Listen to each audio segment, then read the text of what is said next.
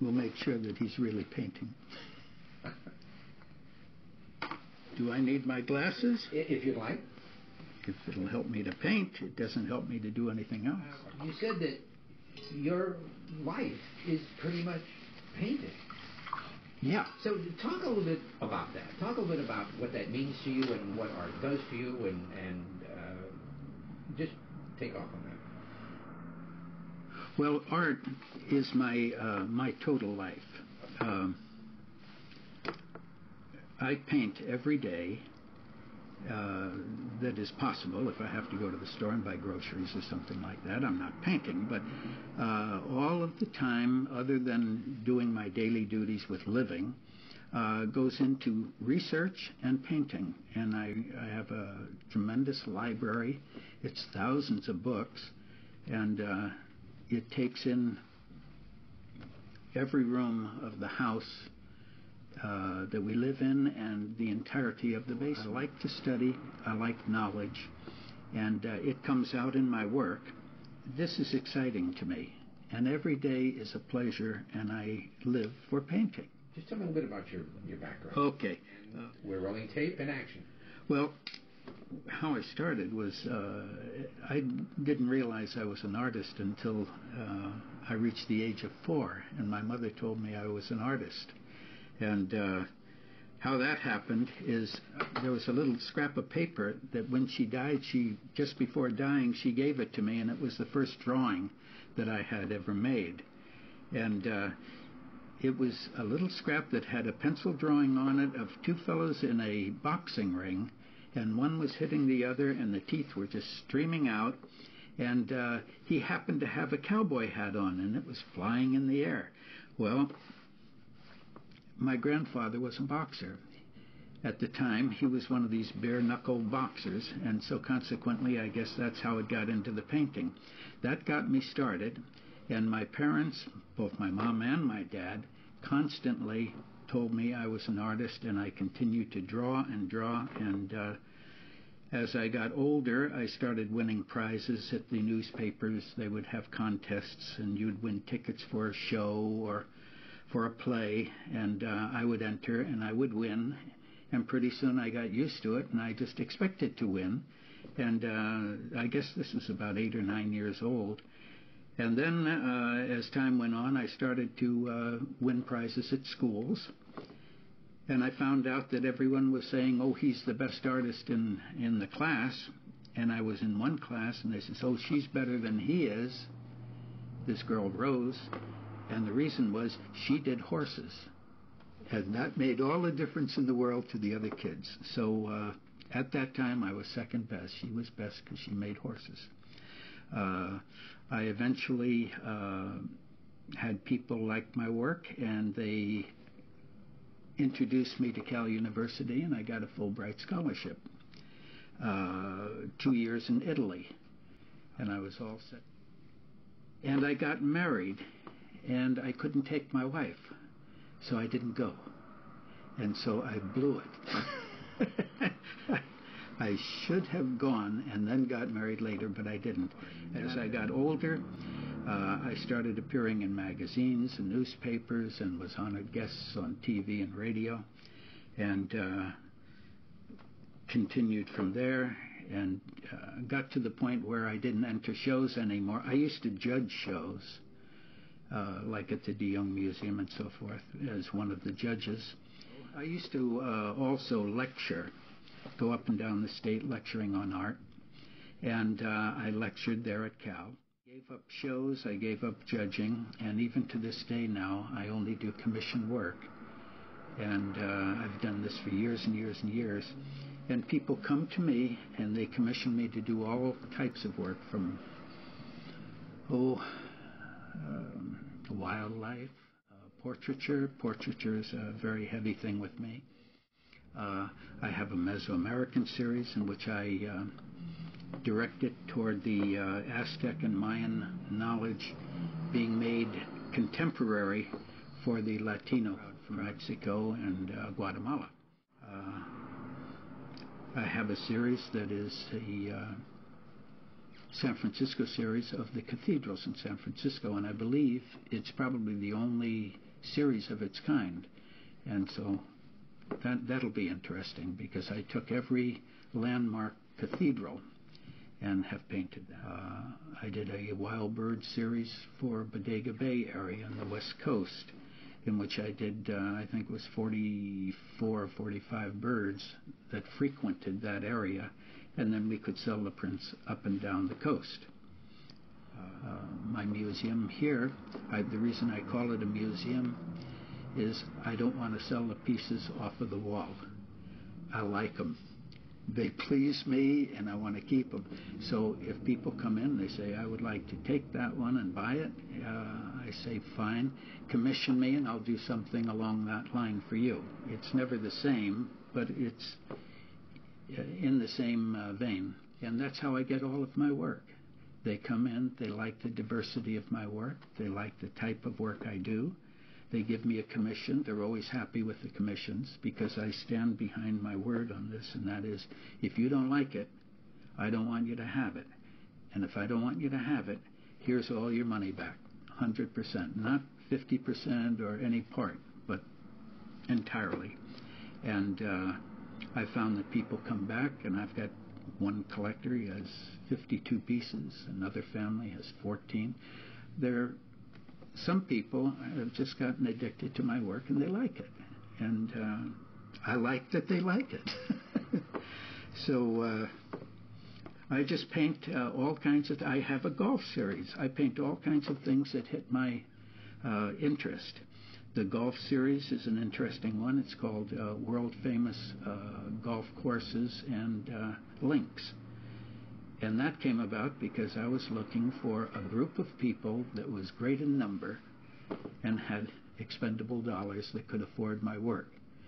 And I looked into yachts and airplanes and cars, and I didn't find any group that had a greater population interested that had expendable dollars. So I've been doing that, and they sell just fine.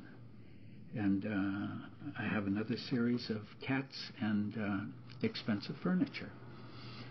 These were all done with kind of tongue-in-cheek. I do a beautiful, expensive museum-type piece of furniture, and then I put a cat on it, or several cats, and you wouldn't want your cats on these things. And it's kind of an in-joke with me, and I enjoy that. And the people that buy it enjoy having them. When I get into the paintings, I like to know that these colors are going to be luminous and come out, and they're very bright, and especially if you put a halogen light on it to illuminate them. With the dimmer switch, I can make them change moods, and which you'll see later on in this film. I've had many offers to travel to Europe, travel to China. I had 3 offers to go to China, South America. One was Paris, to go to a castle and paint murals on the wall there, and I told them that's fine, I'd be happy to do it, but I'll paint them here, and they get some French guys to put it up over there. And that blew them away, because they insisted that they fly me over, and they were going to give me a car and money and interpreters, and I could stay as long as it took to do the murals. That didn't please me, and so, just like the Fulbright scholarship, I passed. They were angry, but I offered to do it and have them pay me to do it here. They bought other pieces instead from me, and they put those there. So I've had all kinds of wonderful offers, and I take advantage of the offers to the degree that I don't have to go anywhere. I like to be here. I like to be near my work. And if I'm not here, I feel like my day is incomplete. People say, oh, you should go. It has so much to offer. There's so much to see. And I agree. So I look at my books. I look at TV. I travel in travel logs. And that's good enough for me. Because every place that I've gone, I found out it's like any other place I've been. The people are either nice or they're not nice. They've got a problem with me or they don't. Or they got a problem with the American or they don't. And I'm very happy just living in my own little cave. Talk a little about, if you will, let's start with portraiture. Tell me a little bit about your approach to portraiture and your feelings about it and so forth and so on. Portraiture. Portraiture is one of the things that I love to do most because I like people. And I always interview the people before I do the portrait, and I have a very good reading of human beings. And it tells me who they are, even when they try and hide it, so to speak. I kind of, I'm thinking divine it, but that's a little heavy. I get a feeling for people, and I understand them right away, and I put this into the painting, and when they come back, they're surprised to see this particular thing that represents them that they recognize. I've had people come and they just simply cry, and this has been fun. To see people come in, look at a portrait of one of their family or something, and literally come into tears. And that means that I've hit my mark. They weren't saying, it's so bad I have to cry.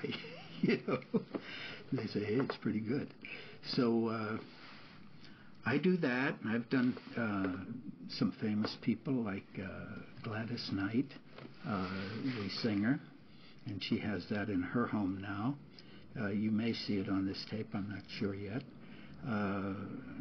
I've done Alice Eastwood, who is a world-known botanist, and let's see, Lawrence Durrell, who is a philosopher and writer and worked out of southern France. And I even did one of Cassius Clay for a group in Chicago, and it never came through, but that was one commission that I had. And then I have many, many normal, everyday people, and I think some of those are really the best because I get some wonderful portraits out of it, and I guess you'll see them on this tape. I've done hundreds of portraits, I guess. I don't know, I wouldn't say thousands, but maybe thousands, I'm not sure, but a lot. And I do watercolor, I do chalk, I do all media. And I taught. I forgot to tell you, I taught for many years in San Francisco, and I taught adults, and I went all the way down to the kindergarten kids, and I had private classes, and I was also supported by the state of California doing this. And now that I'm living in Stockton, I taught for Stockton for a while. Young people that I can get, and I work with them, and I get marvelous results. Just absolutely marvelous. I want to hang all their work for myself. You mentioned that you do an interview with someone prior to a portrait in most instances. What is it about an interview with someone, getting to know who they are? How does that manifest itself in the finished painting? I mean, what is it that happens with your skill as an artist and your understanding of human nature? How do those two things come together? Yeah, I don't think most people think of it in that way. For me, I feel it's imperative that we sit and talk. And what we do, it's not an interview like going for a job. It's sitting and talking to someone as a friend and drawing them out and finding out what they like, what they don't like, what their opinions are about almost anything, trees, politics, daily life, their life. And all of that comes in, and I'm like a sponge. I just kind of sop it all up. And then when they go away, I think about it, and I try to project it into the piece. And I feel my choice of what I put into the piece is correct. And obviously they feel that way too because they're very happy with it. I can't think of any other way to express it than that. I really can't. You paint in varying styles. Yes. So let's talk a little bit about the diversity of your style. Okay. The whatever the subject is, here, I do very little drawing. I don't mean that they're small. I do few drawings. This is a skull here, and this is for the Day of the Dead series that I have. And they're all eating Latino foods. Okay?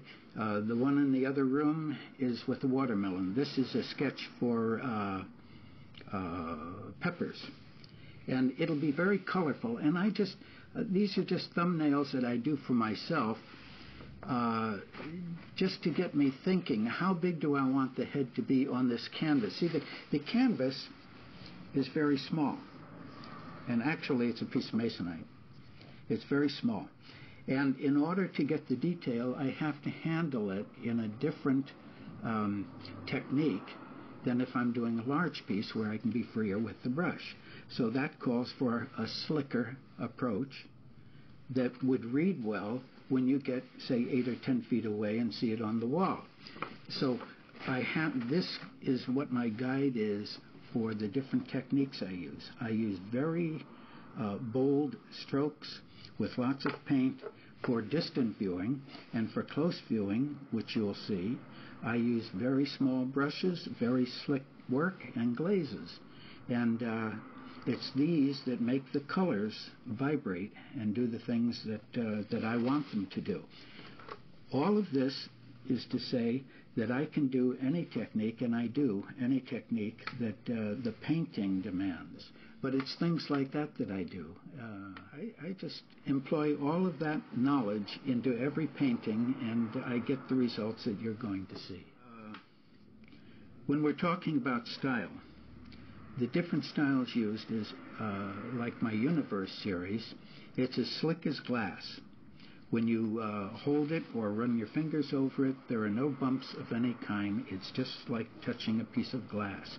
And yet the depth is there. You'd think they're 3D. These are done in a futuristic manner, which you'll see. But then, on the other hand, when I have a very coarse painting to do, like there's one in the room here, I use a big brush and considerable paint and just put on quite large strokes. So it depends on the distance of viewing as to what style I use.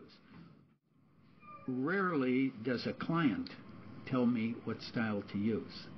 They don't say, oh, I like that one better than this one. They say, most of the time they say, Jack, you're so damn diversified, I leave it to you. We like whatever you do. And that's what happens. So I'm living in the best of all worlds. I can do anything I damn well please in any way that I want and project it to them. And if they don't take it, they know they can get 100% of their money back, and they always take it. It's marvelous. Portrait work is the most gratifying you can imagine. I enjoy all subject matters, but portraiture, you're dealing with individuals. And you're getting into their soul, actually. Now, the beauty of what I do is I promise them immortality. Now, this is not religious immortality. This is immortality meaning if you're remembered, like George Washington or Mona Lisa, for many hundreds of years, that's pretty good. I would call that immortality, being remembered. So I promise all of the people that come to me for portraiture that I probably will be one of the only guys that's going to give them immortality.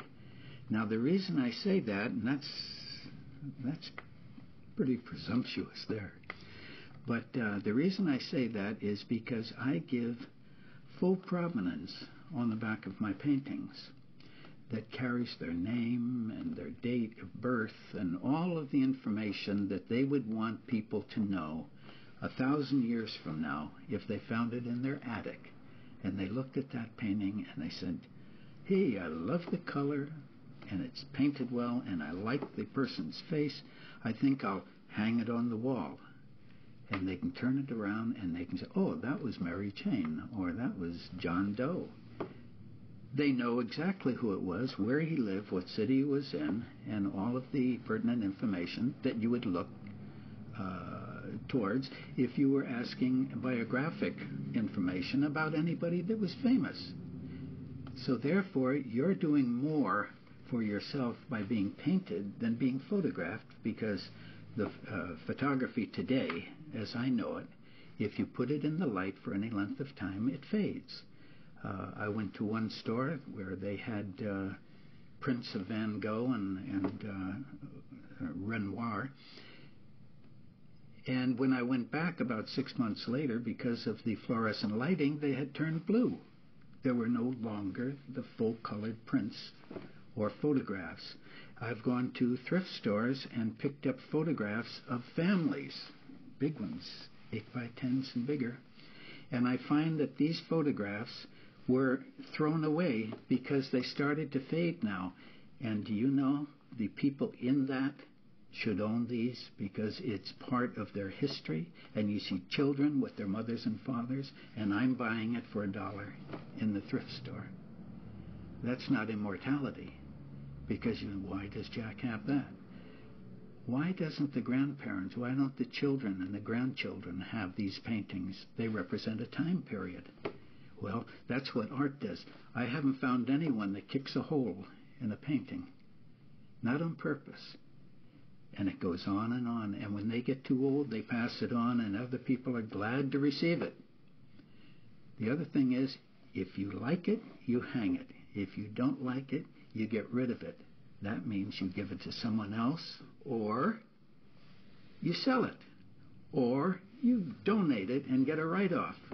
But you don't destroy it, and so it goes on forever, as long as we know forever, or whatever forever means is what I'm saying. So for me, every portrait I do, I know I'm giving this person immortality, because this is my goal and aim, by not just doing their face on the front, but making sure they're identified totally on the back, and everything is dated and it has full provenance. Christie's and Sotheby's will be going nuts for my work later on because of the way it's conducted. And all of this is on the painting itself. It's not on a piece of paper. So when you think about that, you go through any gallery in the world or anybody you know, and you look at the back of their paintings, and what do you see back there? Probably nothing. You may find the title of the painting. You may find the guy's signature and a date, but that's all. And that should be enough. I've held Degas, the actual paintings, in my hand, looked at the back. I know people that know these things and own these pieces. They turn it over, and all it says is ballet dancers, Degas. You know, no dates, no nothing. And I saw Mary Cassatt's, turn it around, it's Mary Cassatt, and that's it. No information. So if that's true, and all of the masters didn't write on it, and then this particular American master writes on it, who's going to pay attention to it 500 years from now? All the people that want to get into the money market. And that's what I'm shooting at.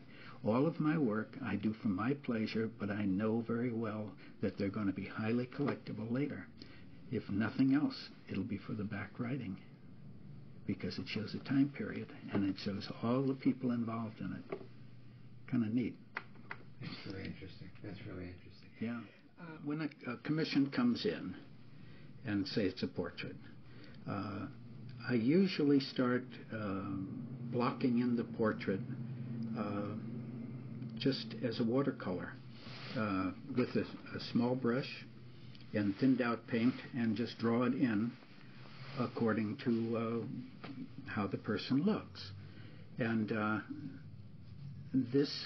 see, a lot of artists will make drawings, and they fly to your house and wherever you're living, and they'll take a lot of pictures of you, and they will then maybe make some sketches or color sketches.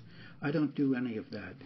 A person comes in, they can sit for me if they like, but most of them don't like, because it takes too much of their time and it costs too much money.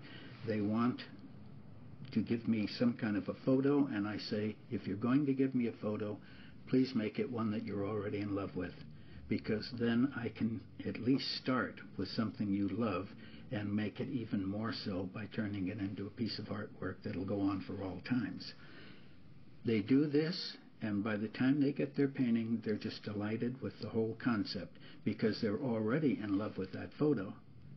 And now they're in love with the painting because usually the photos are just black and whites or sepias or what have you. And now they're in full color in the painting. Makes a great difference. I had one particular lady went back to school midlife, probably in her 40s or 50s, and she graduated. And I was given her mortarboard and gown to paint her in. I did this, and they had an unveiling, and this is where the emotions comes in. They unveil it, and she sees this for the first time and realizes her whole family had chipped in to get this painting made, and she just burst into tears. She was so delighted and happy. And I've heard that story again and again and again with different portraits that I've done, and it always makes me feel happy. That means I've hit the mark. You know, they were delighted with the painting. I haven't found any person that doesn't have something worth painting. Everybody does. There is no person that's better than the other. I've done very old and very young, very rich and very poor. And I have one that I turned out with a prostitute. Every painting, I find, is a story unto itself. It really is, and especially in portraiture. One day I was walking outside and I saw this young lady coming, and she had a beautiful hairdo that was just vast amounts of hair, and it was all made into cornrows. She was a black lady, and she was a good-looking lady. And as I talked to her, I found that she was a prostitute, and which is okay with me. You know, everybody does what they have to do. So she asked if I would be interested in painting her, and I said yes. And so I did. I made a painting of her because I wanted her to look like almost like an Egyptian queen, and she did. It's a beautiful painting. And then I researched and found a beautiful gold amulet that I could superimpose into my painting. It finished. It came out beautifully, and a collector bought it and added it to his collection. The girl, not too long after, bumped into me, and she says, "Whatever happened to my painting?" And I told her it's now in Palm Springs, and a collector has it. And she was very happy. That made her happy, that she had gone on and become somebody. And it just makes me feel good that these things happen, and everybody is happy. I'm happy, the collector is happy, and the subject is happy. So then when we think about it, we were talking about immortality earlier, and as I was thinking about immortality, what I have done for this girl is what every portrait that I do is for the subject, and that is gives them a shot and a free ride on immortality.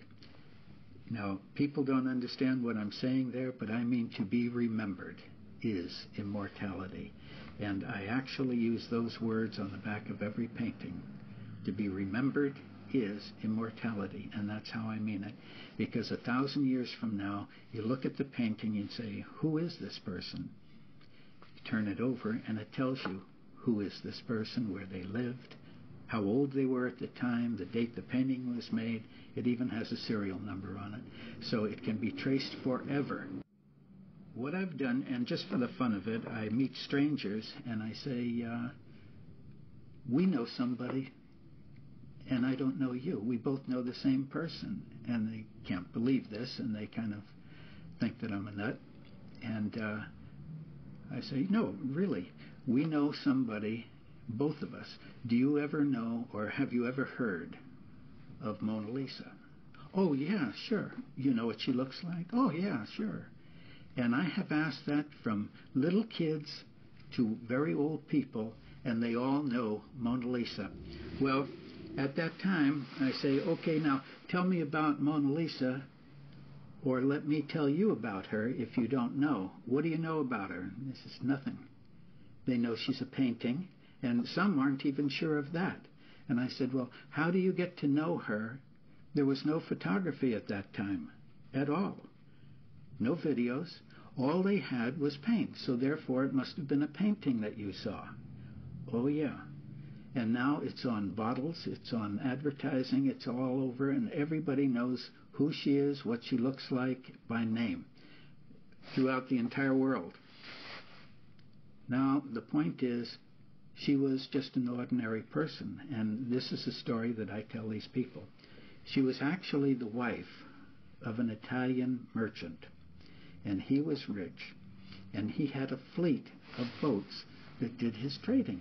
So one day he says, Mona, I gotta go do some business. The neighbor, who happened to be a guy named Leonardo, came over and he says, before you go, let me talk to you. He says, what about? He says, you got a cute little wife. How about if I paint her? Now, he says, I'm going to be away for a while, so you think you can have it done by the time I get back? He says, oh, sure. So he goes in and he starts painting Mona Lisa, who is known to nobody. She's just a housefrau, as they say. The other guy has all the money and all the power. She has nothing. There's no woman's freedoms yet. He paints her. He falls in love with the painting because he happened to be gay. So he wasn't falling in love with her, but he loved his painting. He kept that with him for 8 years until the day he died. And then King Louis of France inherited it because Leonardo was sleeping at his castle. He had given him room and board there for a while, and he had that in his bedroom. So then Louis makes the Louvre, puts the painting in it, and now you go there and you see it behind bulletproof glass. But the whole point is that she was just an ordinary person, and yet everybody in the entire world knows her. Now, what's going to happen to you the day after you die? And this is what I tell these people. Are you going to be remembered? Maybe a week, a month, a year, 100 years? Hardly. They wouldn't know what you look like. They can't even... You go back 3 generations in your family, and you'll find out how many remember great-grandpa. Not many. And those that do, they don't know enough about him. This way, I'm one of the few people that would say, if I paint you, and with all of the information I put on the back of the painting, you will be immortalized. You will live forever through memory. And someone finding your painting 1,000 years from now will look at it and say, I like the painting. I want to hang it on my wall. I don't like it. I'm going to give it away. But they never put their foot through it. They never destroy it. It goes on for another 1,000 years, and that means you, your face, your name, your background goes with them, and you have achieved immortality, at least as much as we can achieve being human. Kind of neat, and that's what I do for a living. Okay, what I want to do is show you a picture that I have framed and have around for quite a while, and it's starting to look like it, but I want to share it with you. It says, who is this 600-year-old lady? How do you and most other people in this world recognize on sight and know the name of this ordinary lady? And who will remember you tomorrow and in the future? You can be recognized and remembered too. It's up to you. Let me do your portrait. I talked about series painting earlier. And what I do is I select different series that I enjoy or would enjoy painting, and then I do the entire series of them so that different collectors can own pieces and parts of these collections, and I can also make prints from them. I find that it's very satisfying to people if they can buy 2 and 3 and 4 and cluster them.